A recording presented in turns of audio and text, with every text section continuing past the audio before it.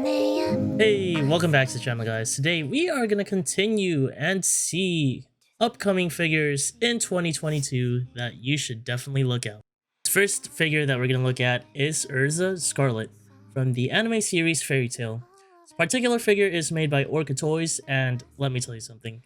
This is a re-release, and she was one of my top figures of 2020. So definitely recommend getting this re-release because one, they did refine her. It says it's a refined version of the 2022. Two, there are like different colors. You can get her in white, red, or black. And again, the pose is amazing. Quality, in my opinion, was just spot on. And like overall, it is just an amazing figure. So definitely recommend this one if you haven't already picked her up and like missed out on it.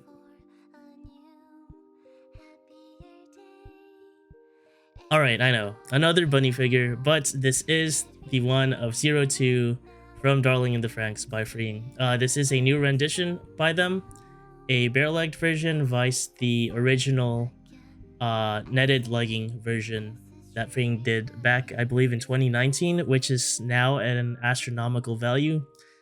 So yeah, if you did miss out on her, I believe that this one is equally as good.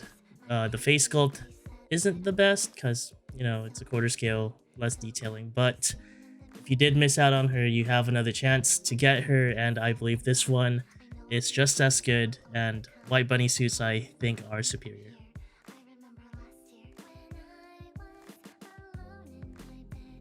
Shaman King. Very old anime back during when I was like a little kid. Very nostalgic. They did have a remake, but this one featuring Anna by Mega House is just an incredible figure in my opinion. Mega House does make quality figures, and looking at this with the amazing pose and her like weapon pearl necklace on top of a it looks like a stone shrine temple, I think this just looks amazing. Again, Mega House does pump out quality figures. You can change her up. You can have her bandana or without her bandana, and I believe that she'll go well with the current Yo figure and How figure by Kotobukiya, or she'll like pair up really well with the Mega House Yo that's coming out fairly soon as well. But again, I think this will be a very nice figure for a relatively cheap price of about $120.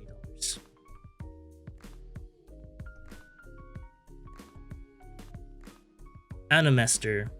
It's a company that I'm very unfamiliar with. I don't believe I've ever owned any figures by them, but this Teresa figure from Iron Saga is just beautiful. I love the base. I love the crystalline like wedding dress or wedding gown that she's donning.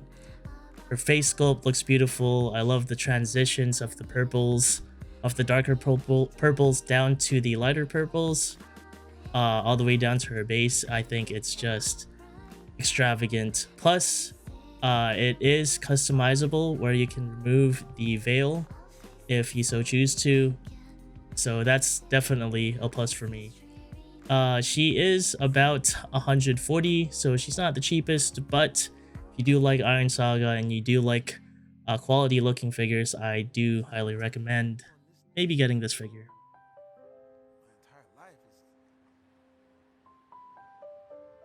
Ribos is another company that I am slightly unfamiliar with, but at the price of about 4,000 yen or $37, I believe that this Amiya figure from Arknights is worth a look at. It's a party dress version of Amiya, and it looks like she has a checkered base, which is always a plus since normal bases are just kind of boring. Detailing looks pretty good. I love the transitions of the lighter shades of brown to the darker shades of brown around her hair. Dress looks good, and again the base looks good.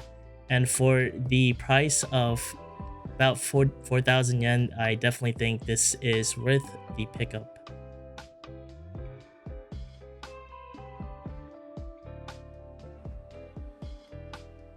Abigail Williams and Hokusai from Fate's Grand Order. These two are manufactured by Aniplex, so we do know that quality is going to be a plus. I do love each of their dresses. Each of their dresses is very well executed. Hokusai has a very detailed dress, and Abigail has like a really nice frilly one. So they are a nice contrast to each other, which is a plus because you can definitely display them together. The only downside to this, I think, is the price. They're both about 17,000 yen or $147. But if you're a Fate fan and you like quality figures, this is definitely a pickup for both of them.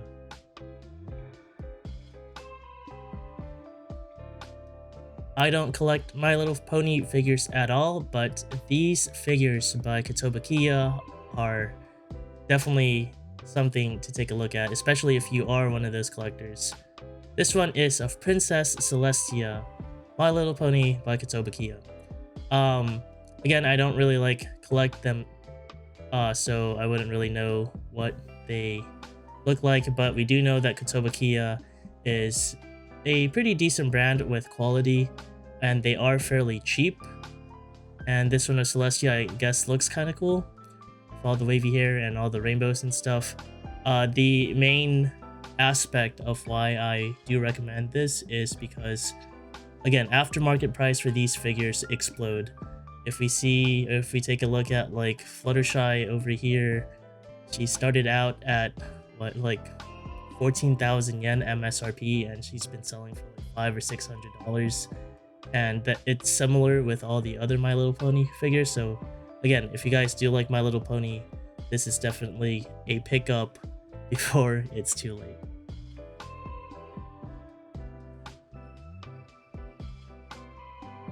Flea from Genshin Impact by MiHoYo. There's not really too much to say about this figure. There's so much detailing to this. I love the base. Klee is just super cute, and MiHoYo is the company that both makes the game and this figure, so like, yeah, quality control with MiHoYo figures it's just like superb. I own their Yai Sakura one, and that is probably one of the most beautiful figures that I've owned. And to top it all off, this Klee figure is only about 9,500 yen or around $82, so definitely a must get for any Genshin fans, especially if you like main Klee. Another figure by MiHoYo, this time featuring Mei from Honkai Impact. Again, when MiHoYo is in charge of their own things, the quality just is out of control. It's insane. And this Mei figure that we're looking at looks insane. This is the more expensive one at 26,000 yen. You can get the base one for significantly cheaper at about 18,000 yen, I believe. But just look at this figure. It's so incredible. There's so much detailing going on. I love the massive sword that she's sitting on. Her like those spectral arms that she's controlling, that arc in the back. It just makes the figure complete. The only downside is that she's expensive, so if you're trying to be a collector on a budget, this won't really work. But if you do have some extra change to spare, I definitely would pick this up because she is just incredible.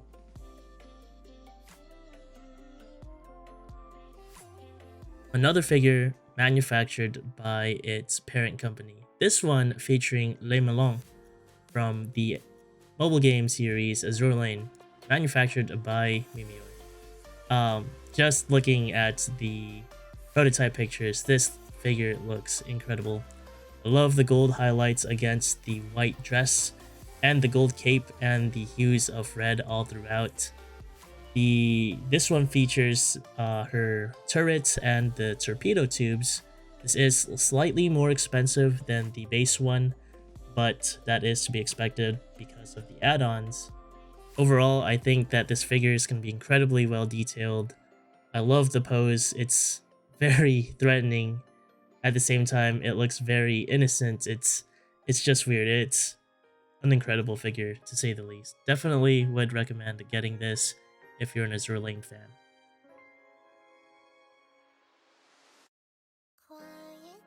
We've come across a MyEthos figure. This one, I don't want to butcher the name, but her name is Jia Luo from the Chinese mobile game, I believe, Kings of Glory. This figure looks incredible. We already know that MyEthos just pumps out some of the best, most detailed figures to date, and this, I believe, will not be an exception to that rule. She just looks so incredible. That arrow and how it's created looks just so serene. I love the detailings on this figure, the golds that they use, the different hues of blue, from the deep blues to the light sky blues. Her hair just like swaying in the wind with that arc in the background. This figure looks incredible. They are also MyEthos figures are also relatively cheap. This one seems to be at around the $140 price point. So definitely a recommendation from me, who has owned or previously owned almost all of the MyEthos figures.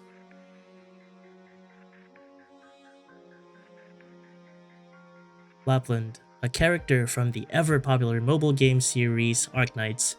This one is made by Apex, who also manufactured, I believe, Blaze and Skyfire from the same series. And I gotta tell you, this deluxe version, though it is a little more expensive, I think will definitely be worth the price. The base alone with the what are those, like chimera, those digital chimera dragon wolf things popping out of the ground are just incredible. I love that digital design. I love the like black and white lack of color aspect to the figure. It's a first for me. It's like a comic book strip basically. She just looks incredible. The transitions from the whites to the dark grays to the black is just amazing in my opinion. And if you do like Arknights like I do, this is definitely one to look out for in 2022.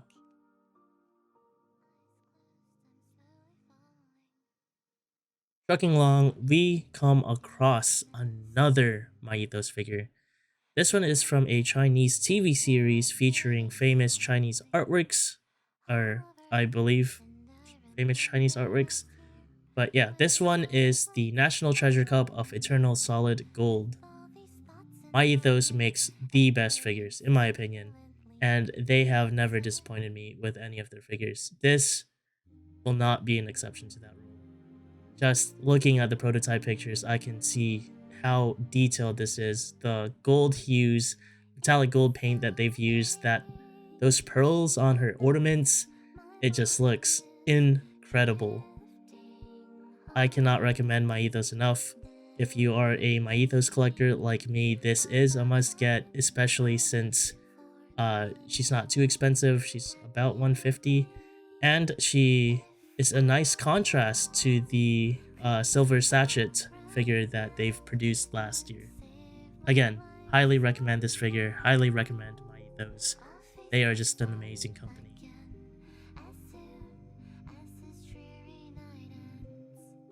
Belfine, another great company for manufacturing anime figures. This one is of Kissshot Acerola Orion Heart Underblade, otherwise known to us Monogatari series watchers as Shinobu. I know quite a few people that regret not getting this figure when it first released because of just how detailed she is, how incredibly beautiful this figure is. But we do have a second chance.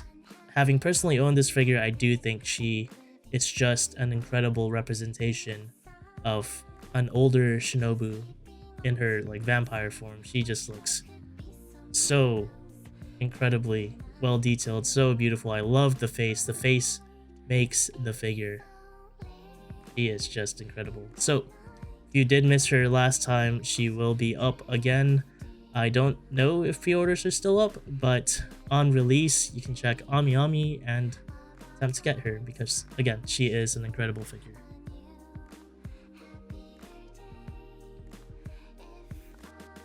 This last figure in my recommendation list is going to be of St. Louis by Alter.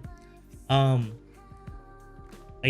was kind of conflicted about this figure because she is made by Alter. That means she comes with an Alter price tag, but the detailing in this figure is just incredibly absurd. There's so much detailing with how little there is. Face sculpt, the hair, the hues of colors, the extra like battleship armaments that she's holstering. It just brings this figure to like completeness and perfection. And oh my god, that sculpt, all those curves, just so incredible. If you are an Azure Lane figure collector like I am, I would definitely recommend getting this figure. Well, that about wraps it up. If you guys want to support this channel, leave a like, comment, subscribe, and I'll see you in the next video. Thanks for watching.